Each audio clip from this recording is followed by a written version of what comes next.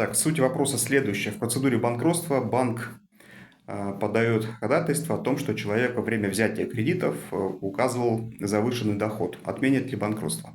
Такое происходит достаточно часто, то есть человек берет там кредиты онлайн, либо там даже в офисе банка и пишет там, завышает себе доход, чтобы ему кредит одобрили. Потом проходит время, там человек идет на банкротство. Вот это единственный момент, который мы не можем проверить. То есть ко мне, как к юристу, да, по сопровождению процедуры банкротства человек обращается, мы собираем все данные, там справки о доходах, там кредитные договоры, справки об остатке долга, ну и так далее.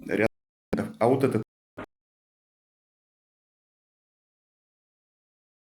день увидеть мы можем эту информацию